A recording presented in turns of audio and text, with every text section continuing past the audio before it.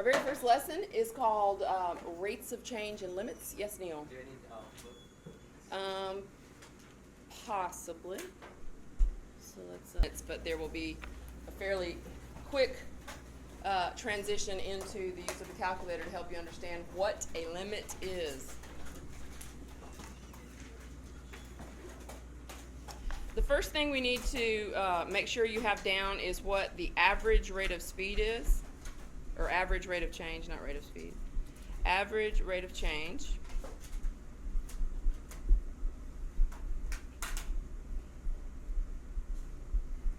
And you don't necessarily even need to have your books open for this, because I'm going to kind of lead you to what they have in the book. So it's not the kind of thing where you're going to be looking at your book directly. I just want you to have it handy in case we start referring to it. And the average rate of change is also called the average speed, but it's only speed in the specific application of the rate of change. All right? So I'm going to write something on the board which should be intimately familiar to you and ask you what it represents. And that is not what I want. Now, I'm specifically switching off from the book, so if you're looking at the book, don't wonder. I've just written a little triangle y over a little triangle x. How do we actually read that? That's change in y over change in x. And what is the little triangle called? Delta, because it's a Greek letter. Okay? So the change in y over change in x, aka what? Slope. So get that straight now and write slope exclamation point. Okay? And then we're going to derive what they show in the book as the definition. All right? If we were going to find, and I'm going to come up here and slide over to the corner and write a couple of points that are going to look really scary, and then if they're scary to you, I want you to tell me they're scary.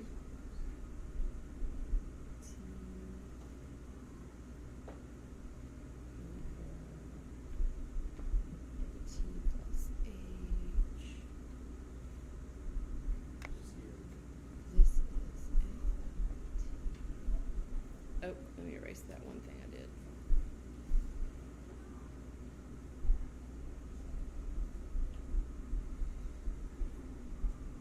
So the first point is t f of t, and the second point is t plus h f of t plus h.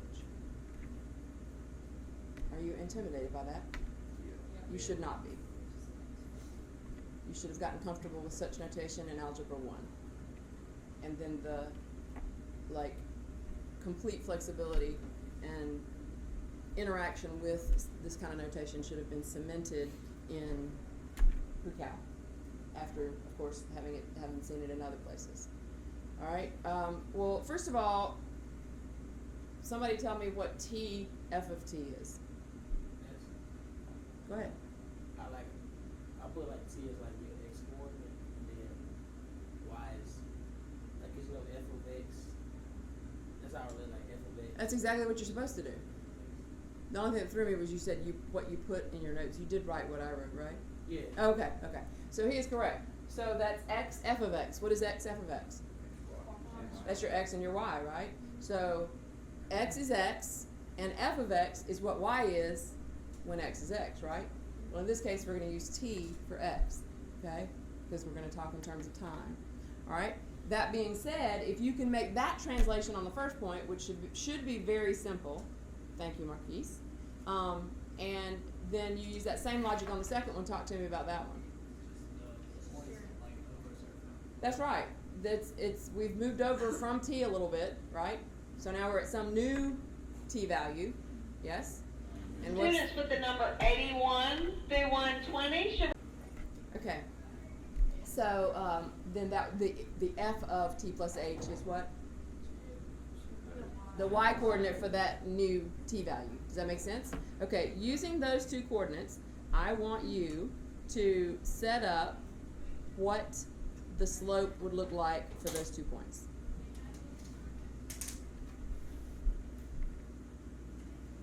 And we'll say h is positive, so t plus h is to the right of t. So let's start with the t plus h point first.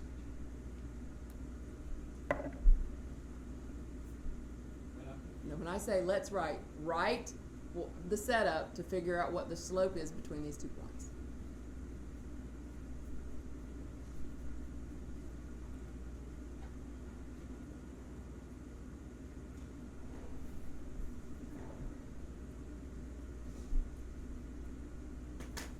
Now, it looked to me like several of you are waiting to see what I write on the board, and the whole point of me pausing is for you to demonstrate that you know what you don't think you know. So, the first thing you should write on the top is t plus h, and then you should subtract from that the t coordinate, right?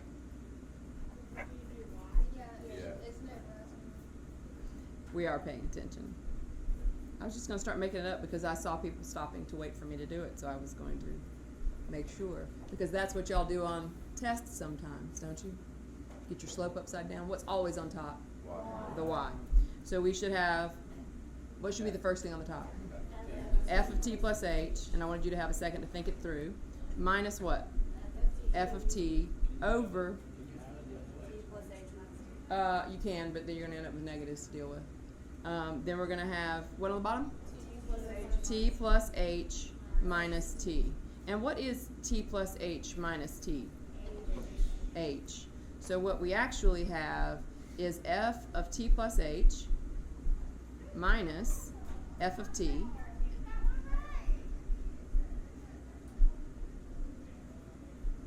all over h.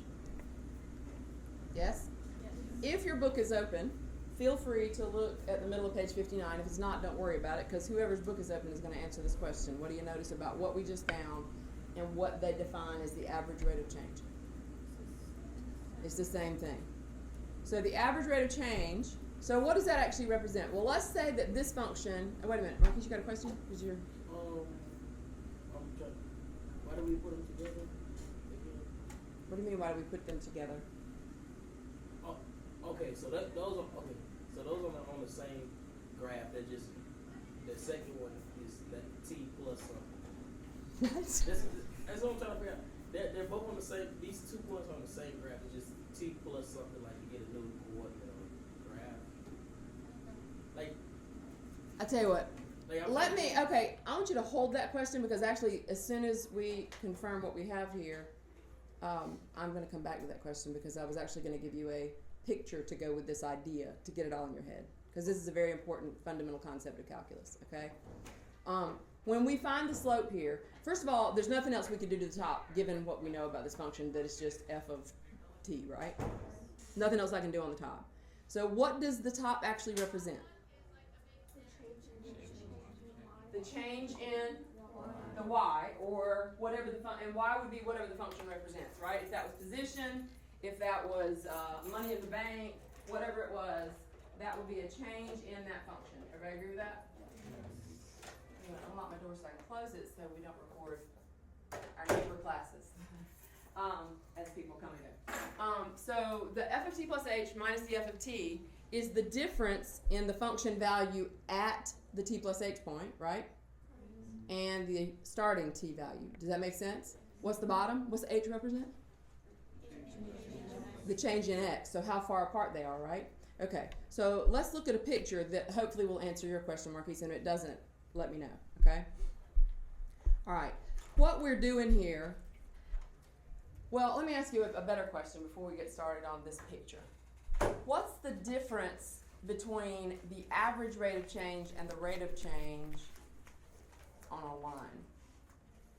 Because average, it might not be like you go by 1 and then by 2 and then by 3, but rate of change would just be like if it was set. That's why I'm asking the question. I want y'all to talk it out. It would be the same. It's the same, right? Why? Because what is the slope? And I see your point, Becca, but what's the difference? Like if I get 5/10 and you get 1/2, is there a real difference in that slope? No. I just failed to simplify it, right? So if I averaged, let's say I put a giant line on the board behind me and said, okay, I want y'all to come up and pick random points and find the slope. What would happen? Let's say the slope was 4. Everybody should get 4, right? Well, we average all our 4s together. What do we get? 4, right? So, and we've demonstrated here that the average rate of change definition, as it's stated in the book, Did I get an amen from the people whose books are open that that's exactly what we found? Okay, they are one and the same. All right. Well, what we're going to spend a lot of time on, in fact, the vast majority of our time on in this class, is determining the rate of change of a curved line. Okay. Now, so what I'm going to do here is draw you a little sketch. So if I have a curve that climbs like this and then dips back down, okay? So it's just kind of like an upside down, almost like a shepherd's staff, but bent out a little bit, right? Would that be a good way to describe that? Okay. Well, if I asked you to describe the behavior on this interval of this function, use some of your pre-cal knowledge to tell me what that would do. What would you say? Find that low point, say from where to where is increasing. Okay, good. Mac is in the right direction. The function is increasing from where we started on the left until it does what? It peaks. So it would hit a maximum. So then it goes from there to falling, right? And what does that have to do with our conversation? What's the relationship between climbing and falling and rate of change? And right now all y'all know about is lines. So think from your lines. If a line is climbing, what do I know about its rate of change? It's positive. If it's falling, same thing applies to curves, right? So I know that if I had a way to find the rate of change of this curve, that whatever I found, the value would be positive all the way up to where? That maximum value, okay? And what would the rate of change be at that maximum? Nothing. Zero, right? Because remember, that's where it stops for a second and turns and goes in the other direction, yes? And then the rate of change would be what? Negative. All right? Well, now to go back to Mackey's point, well, we'd have to know a little something about our endpoint so we could speak specifically about where we're talking about the function. Well, if I start from the left endpoint and call that A, and my right endpoint and call that B, these are my x coordinates, what would the y coordinate be at A?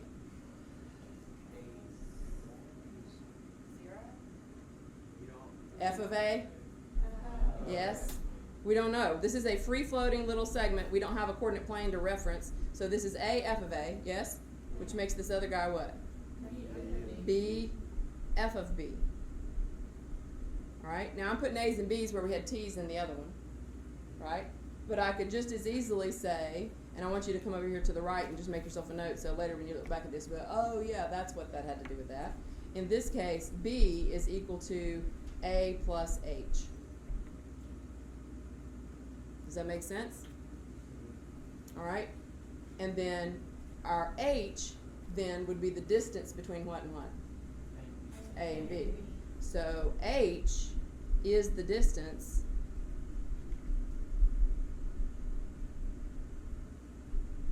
from A to B. Yes. Where'd you get the A plus H? Okay, I'm connecting the A plus H back to what we wrote in the first screen. Because what I want you to do when we finish with this screen is connect it back to where we started from. Okay? Does that make sense? All right? So now, and you'll find some diagrams in your book where they've labeled everything with the exact same letters to correspond to everything, but sometimes those just get a little bit busy to try to process. So I'm trying to give you a simple picture to look at. So we've established in our conversation that what do we know for a fact about the rate of change on the curve itself? First of all, is it the same everywhere? No. Clearly not. Student 121 through 16. So that we don't include the announcements. Go ahead. Okay, is H the curved line, or would it just be like the straight distance? The straight distance from the two x coordinates. Okay? And I'll try to put that on this little picture when we finish. All right. So go ahead. So that would be like the diagonal from A to B. It wouldn't trace No, it would be the line. horizontal. H is the horizontal distance, right? Oh, yeah. And Right? then- And what would the vertical, and this is where you're going to really impress me because you're like 100% on board with what we're talking about, because I know this is really abstract and strange, first thing in the morning. If the distance between the x's is h, and later you'll understand why we're making a big deal about h, because h is going to be there a while in frame. Okay?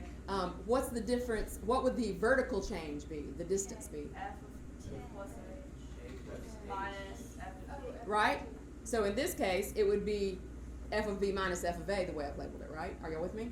So it would be the difference in the y-coordinates to get the vertical change, and the difference in the x-coordinates to get the horizontal change. We just give that horizontal change a name, h. Got it? Okay. So what we're finding when we when we find the average rate of change is we're finding the rate of change between the two endpoints. Okay, so if I just use these 2 points for this picture, tell me what you know about what the output would be. Anything you know about the output, what would it have to be? It would have to be positive, right? But we established, just based on our pre-cal knowledge, that the rate of change of this curve is not the same everywhere. Not only is it not the same everywhere, it goes from some sort of positive situation to a zero situation for a split second, and then to a negative situation, right? Whereas the average, so what does that tell me about this little problem here? It's gonna have. Or let me ask you a better question. That wasn't very well worded. What does that tell you, and what does that not tell you? What would the average rate of change here tell me, and what would it not tell me? And remember, guys, we're recording this, so you can go back and watch these videos if you missed. Don't get behind trying to play catch up. Just jump in with us, leave a space, and come back. So what does the average? So if I say the average rate of change on this interval is 17, does that promise you that on that interval the function is increasing the whole time? No. Do you see what I'm saying? So that's what it tells me. It tells me that on the interval on the whole, the function is climbing. What it doesn't tell you is the little nuances that might be happening in between that we're not accounting for by just looking at the endpoints. Okay? Does that make sense? All right. Any other questions or comments about that before we move on? Does that clear up your question? Yeah. Okay. Does that take care of you, Gabby? Okay. Is everybody good? Do we just look like at the endpoints, or? Well, when we're looking at average rate of change, that's what we look at. Okay?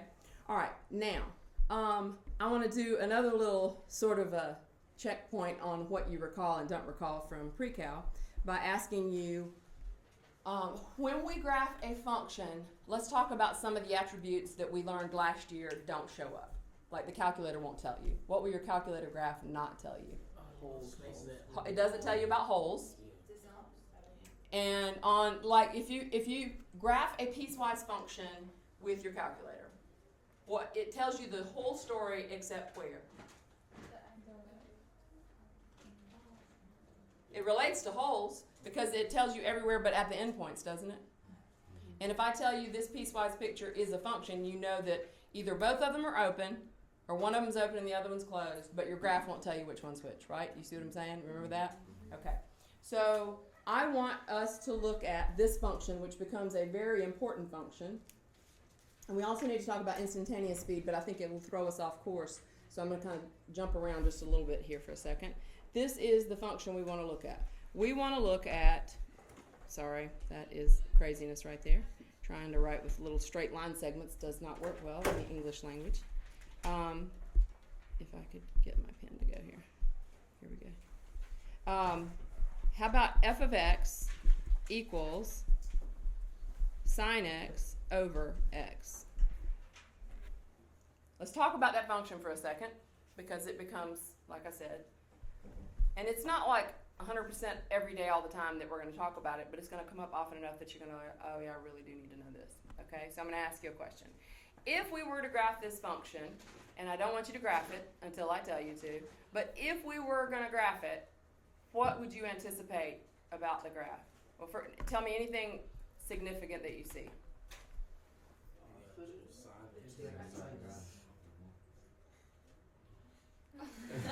Wow, that was earth-shattering. It was like this muttered thing where I heard a couple of things that scare me.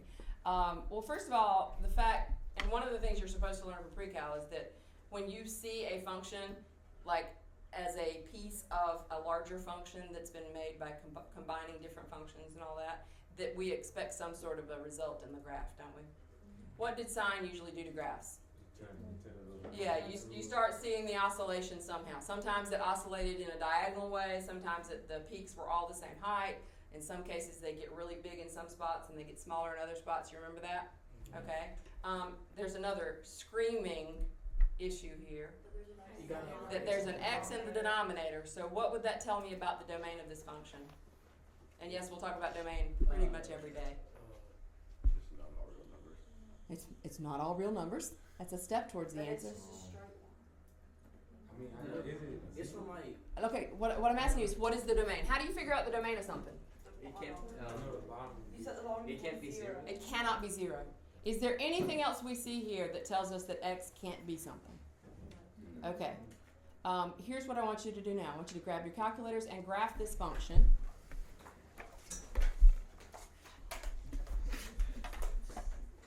Do not ever come to this class without your calculator. Ever. Even if I don't let you use it, you need to have it in case I say get it out. How do you pull up the little graph part? I forgot. Yeah. Give me. Tab. Why don't you just go to your graphs? What is that?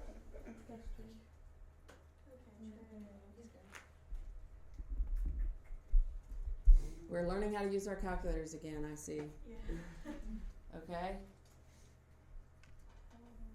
Do you have the picture in front of you yet? Yes. Okay.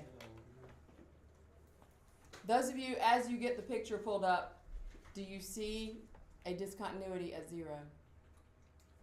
Yes. No. You do? No, I don't know what they're saying. My graph is so small. I can't even see my graph, but I have a discontinuity. Zoom trig. If you're on a 83 or 84, or if you're getting any kind of weirdness, do zoom trig. Anytime there's a trig function in it, that's a good way to go to get you there.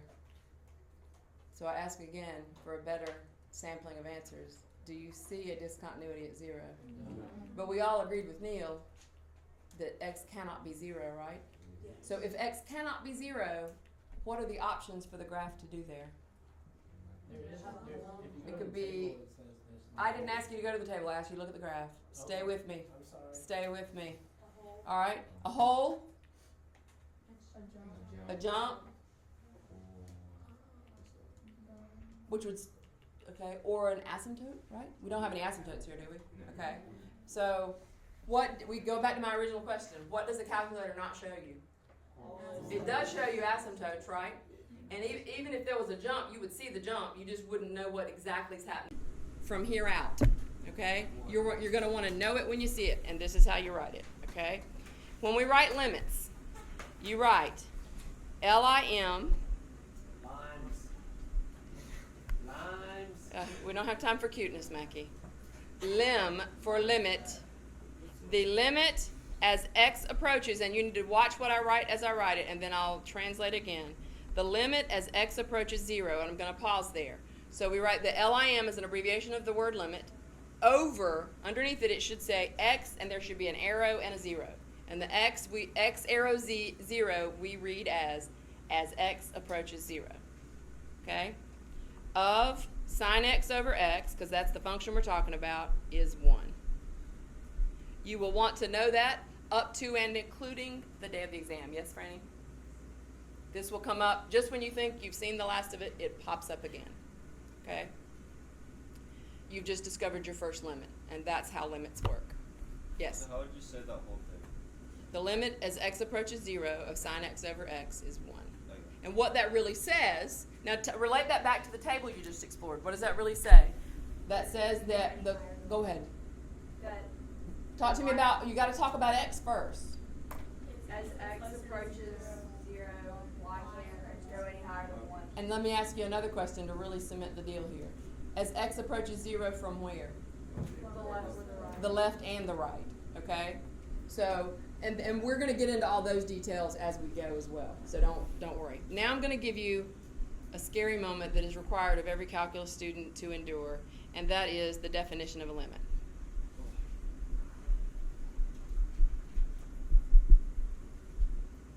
Now this is the definition of a limit, and it is sometimes in some contexts referred to as the epsilon delta definition. Epsilon and delta are 2 Greek letters, okay? Now, this is in your book on page 60, so you might want to make a note if your book's not open, page 60. But you don't have to have your book open, but we're going to write the part that comprises the actual definition and then what the limit really says. In my mind, you've already defined what a limit is by what you just explored through an example, okay? So I want you to think back to that example as we talk about this, okay? So I'm going to read the first part. We're not going to write all this because it's almost like you have to live with calculus for a while before you can come back and read this where it actually makes sense. But just bear with me, okay? Assume f is defined in a neighborhood of c. Okay, and c is just some x value. Okay, and let c and l be real numbers. The function, and we're going to write this: f has a limit at c, or as x approaches c. But in particular, we're interested in the point, so I'm going to put it that way. If given any positive number epsilon, there is a positive number delta such that the following two inequalities are true. And this is where you're going to go, what? Don't panic. All right? So, 0 is less than the absolute value of x minus delta. I'm sorry, c. I lied. Is less than delta. And that is delta. It's a little Greek letter. I thought delta was the triangle. This is the lowercase. Can we write the uppercase? Does it matter? Yes, it does matter. Doesn't it mean partial? Too? Do what? Doesn't it mean like partial too? Like Partial to? partial. Miss Ballard read that as like partial. Oh, yeah. Oh well, I guess that's what it represents in that context. Greek letters represent different things, just like letters for math and science may or may not agree. M is universal for math and science, so it's slope. All right, that implies that the absolute value, and I'm going to try really hard to just read this statement and then have you tell me what this means. The absolute value of f of x minus capital L, and we don't know what capital L is yet, but we'll get there in just a second, is less than epsilon, which looks like a cursive capital E kind of. All right. If you knew all the math you ever saw the way people who write math textbooks think you learn it, that is, oh, got that. Yes, I remember in the 9th grade in honors geometry when we talked about the distance between 2 points on a horizontal line. Did that jump out at anybody in the middle of this? Okay. So, the absolute value of x minus c simply says the distance between x and the c value I'm looking at. So whatever x value you want to pick, all right, approaches delta. Then so if that's the distance between those 2 points, what's the absolute value between f of x and f of x minus L? No. What is that? What does this second bit mean? The absolute value of f of x minus L. Is that The that's y? distance between the function value, and what do you think L stands for in this conversation? The limit. Okay? So the actual function value in the limit is going to be smaller than some number. Okay? So that's what that The epsilon. So Teachers, please send student 201 to 240. Yes, ma'am.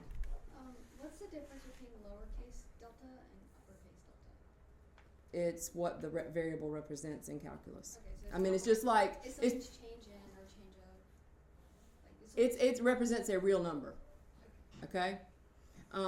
So basically, it's like if we look at our sin x over x graph, and if we zoomed in far enough, and and it's arbitrary. You can pick your epsilon and delta to make your argument.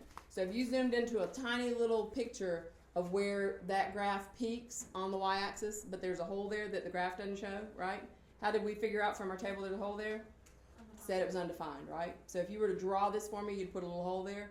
But if you zoomed in far enough, then your epsilon would be from the bottom of your window to the top of your window. And your delta would be from the left side of your window to the right side of your window in your building of your argument. So delta represents x and epsilon represents. Yeah, it's not x. It's the band within which, and like I said, I don't know if this book actually has a really good picture of that. And I've tried drawing the picture before and it didn't seem to help. So don't panic. That's going to be fuzzy for a while, but it'll get better. What you really need to know, this is what we write. And we've already written one of these, so this is going to be familiar. What we write is what really matters here today. And I know y'all are used to understanding everything the first time you see it, but it's okay if you don't. So we have the limit as x approaches c of f of x equals L. So capital L will be used as our variable to represent the limit. So X represents X, but C is like the point that we're going to, right? Now, basically what it's saying is any X value in that interval. Well, that's what C's represent. No. C is a specific value, but X is any X you choose on that interval. Alright, and L is represent. And that just sets your window width, really. But like I said, cleanse yourselves of what we just wrote in the conversation we just had, because by design you're going to be confused. It will make sense later. So is C almost like in that side of X, when that would have been, C would have been the point of discontinuity? Yeah, well, in this case, where we're saying that, but yes, C was where we were looking at. Why was C the point of interest at zero? That was where, that was. Because that was the only place anything weird happened, right? Because anywhere else on the function, and if you come back to the picture we were working with earlier, the sketch I gave you with the curved line with the straight line to approximate its rate of change, the C would be somewhere between A and B. So you can come back to this picture if you want to kind of think about it. And let me switch colors here. What if this was what I wanted to know about? The point just kind of on the increasing side, but at no particular, location of interest at the moment. This is C, f of C, right? So what that limit definition tells me is that at this point that my f of C value is the output at C, right? And C is just where I'm looking at. So if I'm coming at it from the left or coming at it from the right, I would end up at f of C, wouldn't I? So in this case, the limit as x approaches C for this function we drew would be f of x. I'm sorry, f of C, right? Whatever I get when I plug in other words, the y coordinate. Okay, so we are actually kind of getting ahead of ourselves a little bit, so it's okay. Most of your questions are going to be answered by default here. Okay, ready to move on? All right, now one thing I want to show you really quickly, and we're probably going to run out of time with all the interruptions and whatnot, but I don't care. This is worth taking however much time we need to get through it. Okay, and I like your questions, and that just tells me you're thinking. All right, well, I'm going to draw, just for the sake of discussion, 3 little line segments here. And in the first one, it's just a line segment, but in the second one, there's a little hole here, somewhere in the interior of it. And then in the third picture, I'm going to draw the same segment with a hole in it, but then I'm going to put a point floating down here below where the hole is. So draw those 3 pictures, and let's talk about them.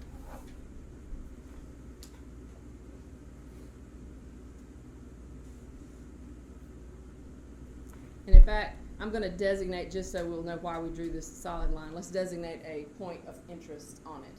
So these are all the same point, but just different situations. All right, how would you describe the first segment? On that interval, this function is blank, continuous, okay? Which tells me what? For something to be continuous, what has to be true? Every x value on its interval must have a y value, right? Okay.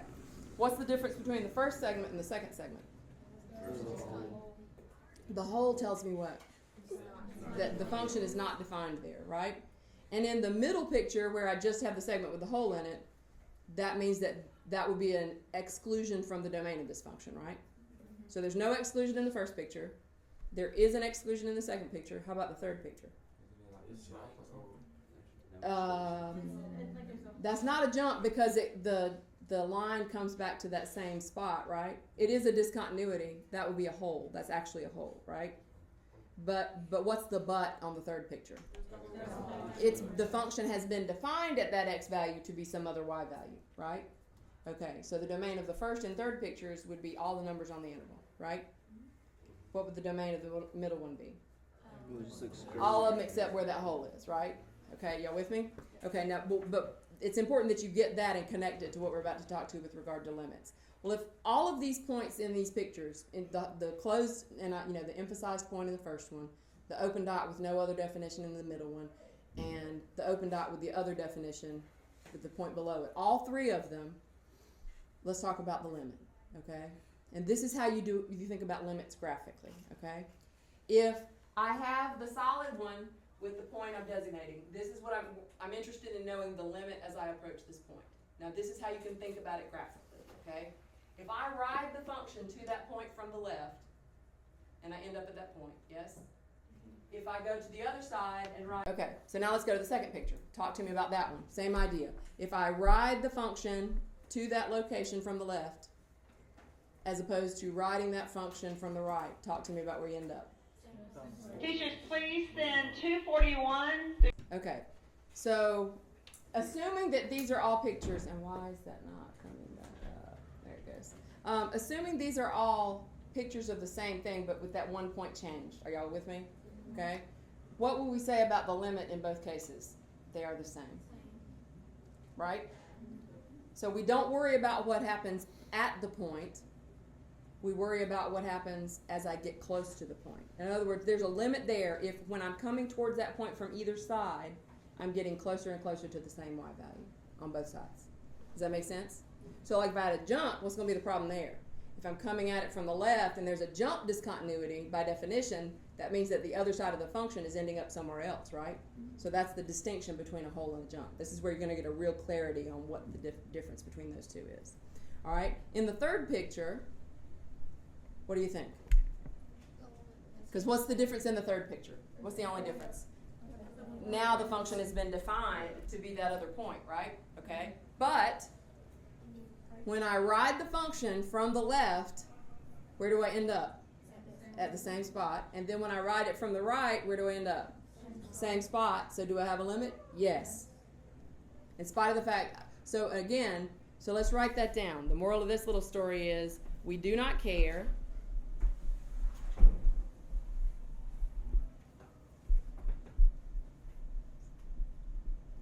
what happens at the point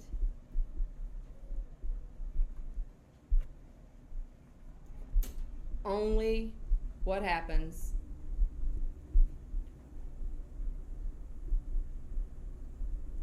as we move towards it.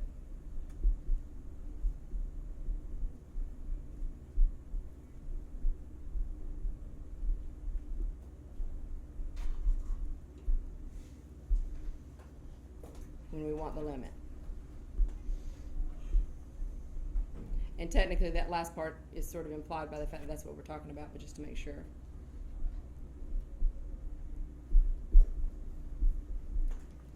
Okay? Now, to make sure you're clear with me on what we mean by all that language, I want someone or a couple or three someones to get together as we talk in our conversation about what we mean by as we move towards it. What is that's kind of, that sounds sort of abstract, but think of that concrete example we started with.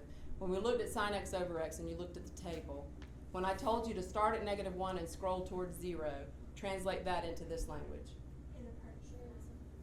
So as we were moving towards 0, when we started at -1, where were we coming from? From the left, okay? And then what did we do on the opposite side? We went away from it on the opposite side and then did what? We were still approaching 0 though, right? Okay, so as we approach 0 in the sine x over x graph or table, right? We weren't worried about the fact that your calculator screamed undefined or however it communicated to you that there was nothing there, right? You didn't care that there was nothing there, but you noticed a pattern in the numbers going to 1, right? So that's what this is talking about. With me? Okay. This is the fun part, and this is where I actually want your books open. If you will look with me at the bottom of page 61. And it's kind of nice because they give you these scary looking definitions, and then they give them to you in sentences.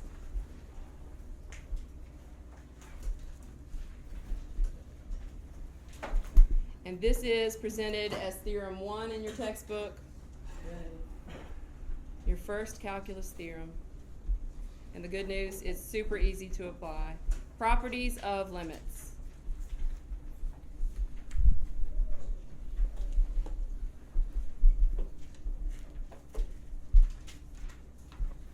And it starts on page 61 and ends on page 62, and there are a total of 6 of them. Okay? Now, we're not going to write the names of these properties because you're never going to be asked to reference them or cite them in some way. You will just have to know how to apply them, okay?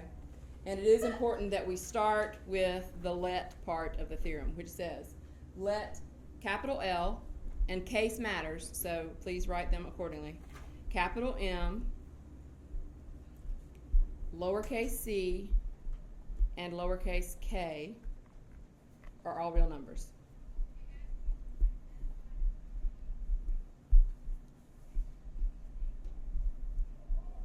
And for years I used the number symbol in place of the word, but now that your generation calls that hashtag, that would make no sense. That L, M, C, and K are real hashtags. That would be like, what? Is that what y'all think? No? Okay. I love I think it's the cranberry juice commercial where the guy says, Hash brown.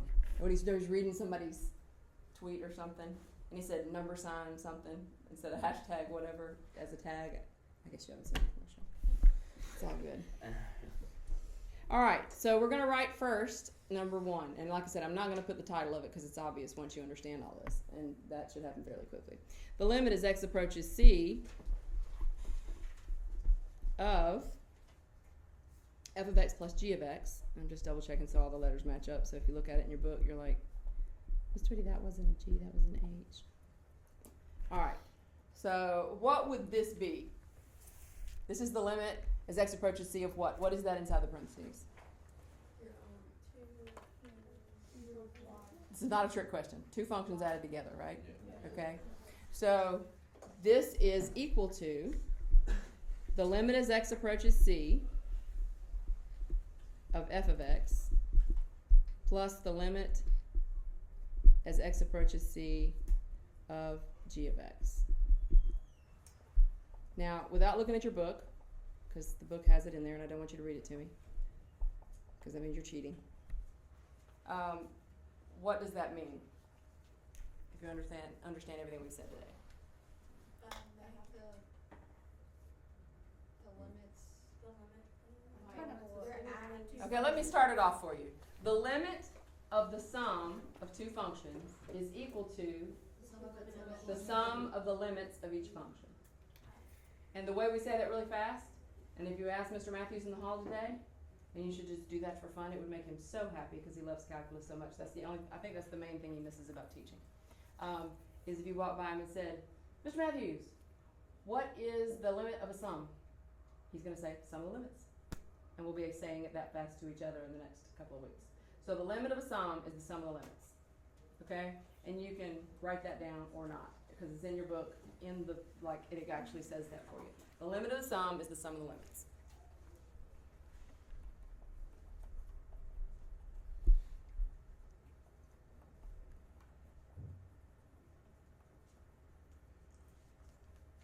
Now, I'm going to do something that's kind of lazy, and I'm going to draw the 2, and I'm going to draw the arrow up, and I'm going to make it a different color to make it obvious what I'm about to do. So we're going to draw an arrow back up, and I'm going to go back and put a minus under the pluses. Oh my.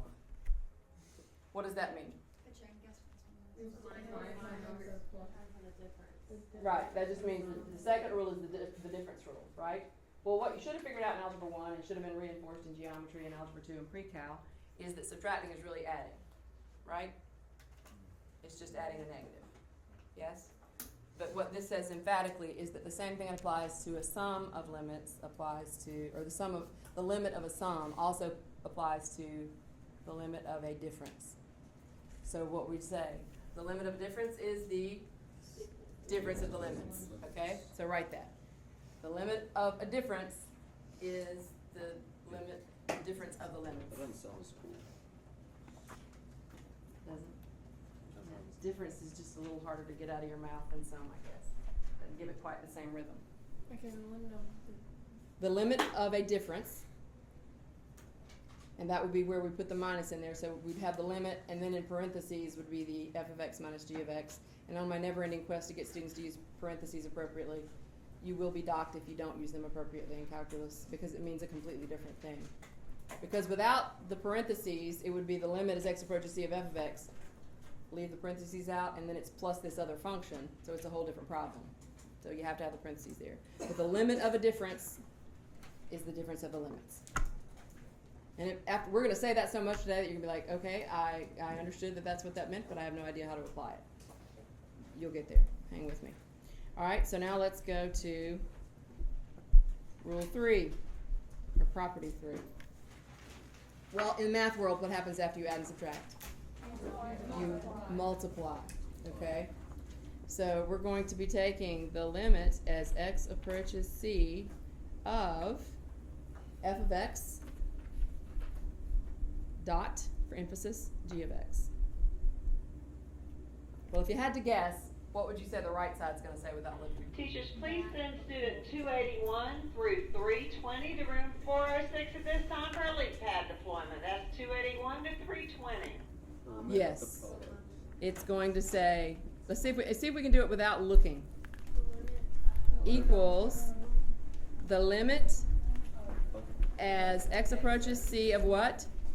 F of x times, and I'm going to run out of room, so put this out beside it, the limit as x approaches c of g of x. And I made that look like a minus without my arrowheads there, of g of x, because I was worried about how I was going to squeeze it in. Got it? Is our f of x and our g of x the same thing as the k and, like the other, like it says L and M in our book, is that the same thing? Yes. Okay. Yes. Okay, I was just making sure. But to me, writing it this way makes it clearer what you're finding, because we used the L's and M's last year and people got lost in them. Which, I mean, it's just going to come out to be a number, and we're going to talk about how to get those numbers when we get there. Everybody with me? And what's what it is? Does that say let right with the THM theorem? Don't try to write what's already up there, because we're about to move on.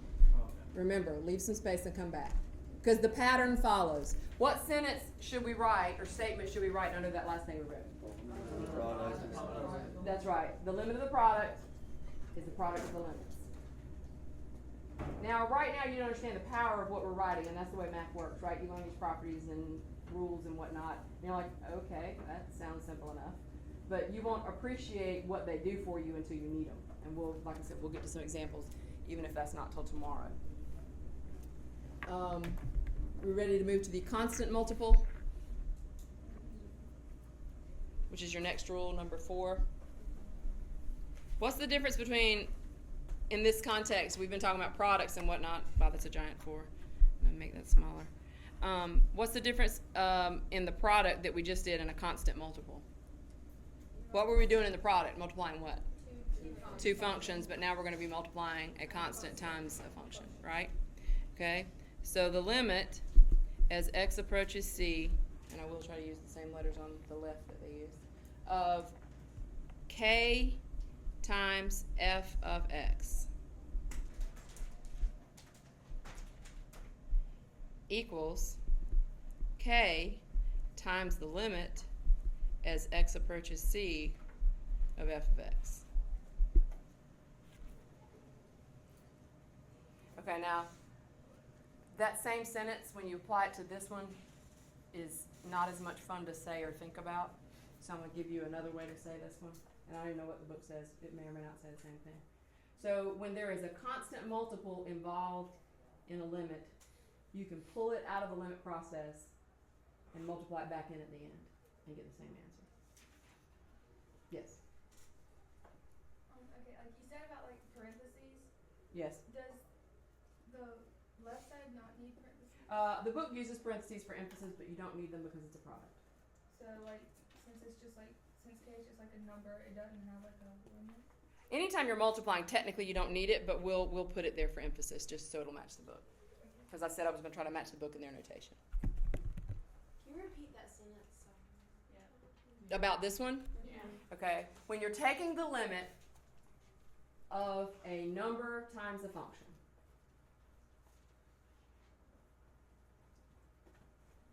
it's the same thing as the number times the limit of the function. So you're really just taking the limit of the function itself. You put the number out to the side.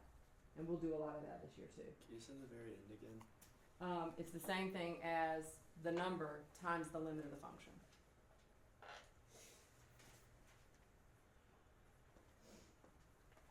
Can you say it one more time? It's the same thing as the constant times the limit of the function. Because really all you're taking the limit of is the function itself. You're not taking the limit of the constant. Guess why? Because if I'm taking the limit of a constant, what I'm really taking the limit of is the horizontal line, right? Okay. Well, no matter where I approach any value on that function from the left and the right, what is that function always going to give me back? That same number, right? So it's not even worth writing the limit notation for that because you're going to get the constant back. All right. Can we move on? Quotient rule. And we're not writing the titles. I'm sorry. Each of these are different rules. Yes, this is all in one theorem. There are 6 properties. This is the properties of limits. Okay? The limit as x approaches c of f of x over g of x. And as I have mentioned, and for those of you who've been getting called out for your elite pads, I am not writing the exact thing as it is in the book because to me this is more descriptive of what you're actually going to be doing with these theorems or these properties. But the L and the M they refer to is the constant you would get by taking these limits. And we haven't even talked about how to do that yet. So no worries with that. Okay, so this is, all right, now this is going back to more like the first statement. So let's go back from the top. Again, kind of as a recap and a bringing everybody up to speed moment. The limit of a sum is, the limit of a difference is, the limit of a product is, so what do you think the limit of a quotient is going to be? The quotient of its limits. Okay, so let's write that down. So what would that look like? That would look like the limit as x approaches c of f of x over the limit as x approaches c of g of x. Okay? And you're right that that's true, the statement we made, but don't write that yet because why do we always need to be careful when we're talking about quotients? That's right, because the denominator is never allowed to be 0, right? Okay? So, and I'll read you the formal sentence they use in the book, and then that'll connect it back to that little user-friendly version we're using by saying that the limit of a quotient is the quotient of the limits. Okay? But and this is very correctly said. It says the limit of a quotient of 2 functions is the quotient of their limits, provided the limit of the denominator is not 0. Okay? So what we're going to write out beside this one, and I'll switch it to a different color to kind of make it jump out at you. Write if the limit as x approaches c of g of x does not equal 0. And as a math student, I tended to ignore statements like that because it was like, well, that's obvious. Because clearly, if I go to find the limit and the top is 7 and the bottom is 0, then I have to use some other means of getting my answer because that didn't work. And the only property we have left is the power rule property. So we have the limit as x approaches c. I want to use their same letters. Of f of x raised to the r over s power. Now that kind of looks like a scary exponent, but the great news is that it's not at all scary in this context. Okay, so what this says is if you have, let's say you had 3x squared plus 4x minus 2 in parentheses raised to the 7/8 power. That would be a pretty Herodias looking thing, wouldn't it? Because if I said, what does that look like? You'd be like, right? Am I right? Of course, y'all are going to say that in anything because you're about to die at the moment. But that aside, this is almost too good to be true, but it is. It is, in parentheses, the limit as x approaches c of f of x raised to the rs power.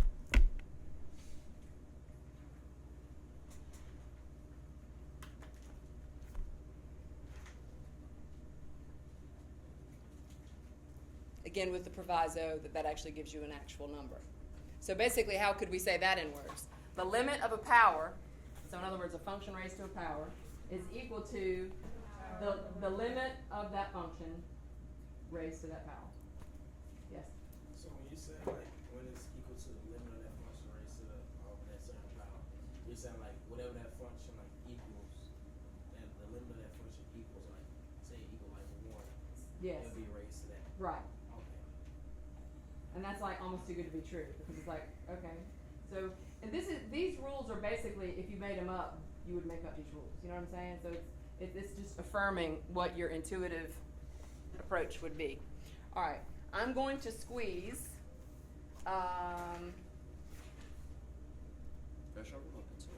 Sure. I'm going to squeeze the other theorem in, and it's much shorter.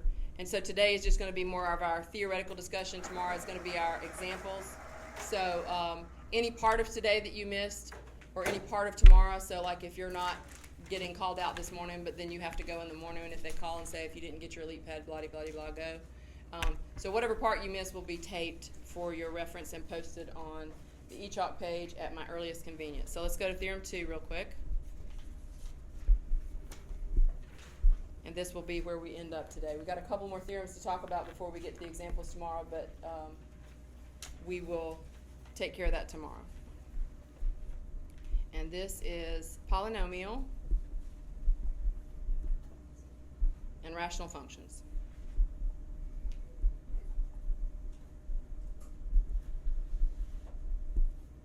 That's the title of this theorem.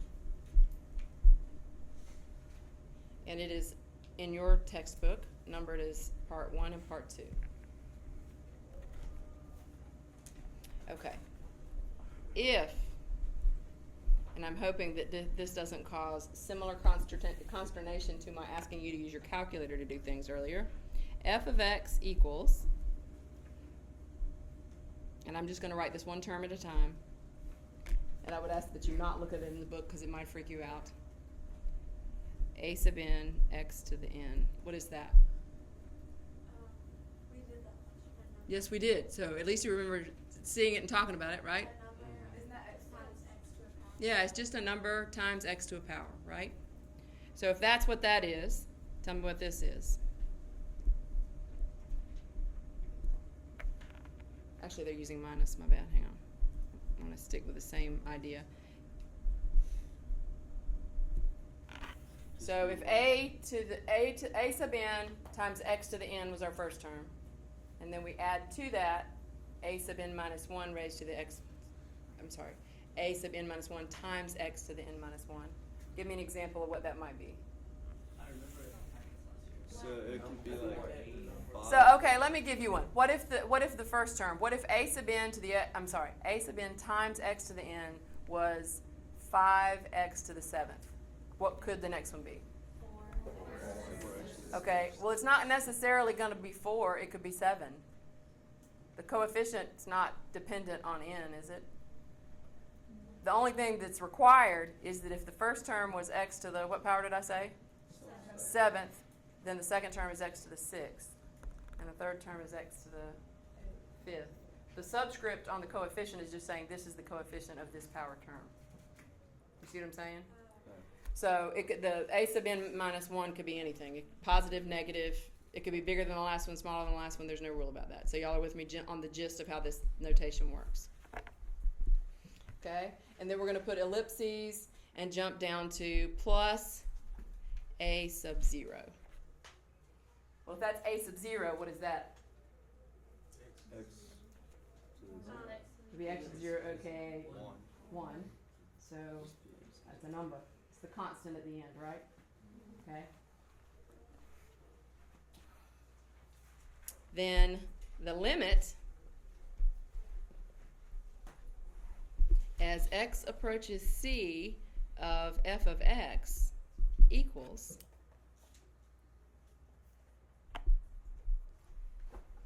a sub n times c to the n plus a sub n minus 1 times c to the n minus 1 plus dot dot dot a sub 0.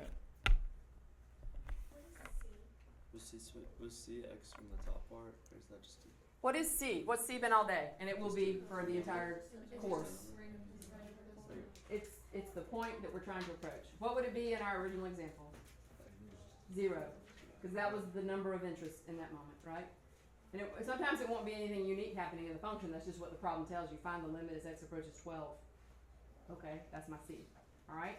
So Now, again, if you're looking at your book, don't say anything. I wrote this the way I did for a reason because I'm trying to force you into remembering all that you really know that you don't remember you know. What is the difference between the limit statement that I just wrote on the right and the original function? What did we do?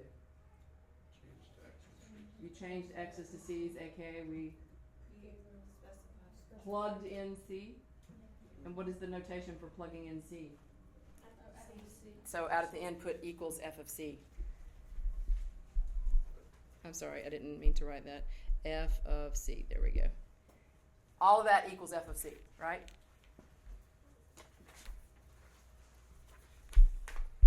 The other one is the quotient.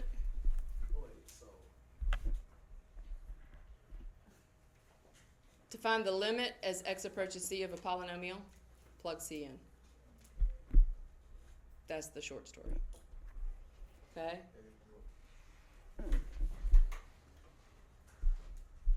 The limit as x approaches c of f of x over g of x. Now we have the quotient, right? Now we're not going to write all that out, but what would f of x and g of x be? They're functions. They're not just functions, they're polynomials, okay? And I don't know that, I didn't have y'all write that in there, did I? But it says that. If f of x and g of x are polynomials, right? Y'all with me? Can we accept that and jot that to the side or something? I'm just trying to squeeze this in before we go. This equals, well, how did we get the limit of the polynomial in Rule 1? We plugged in c, so guess what? That's what we're going to do here. But if you're a sharp thinker and a good math person, tell me why we can't just stop there. Because what might happen? So what do we need to say here? As long as what? As long as g of c, that's a g, g of c does not equal 0. Okay, so what's the short story? And I want y'all to write this out to the side because this is the big takeaway from this set of properties. Plug in C when it works. Because a week from now, I'm going to say to you, sorry, didn't mean to do that. I'm going to say to you, how do we find the limit of something? What is our first choice? And your answer needs to be, plug it in. That's what you should always try first, because that's the easiest way to get it. Just don't think that to me. Just said that in my Ever head, again. but I don't understand why. Yeah, thank you for keeping it in your head, Parker. If only we could get him to do the same.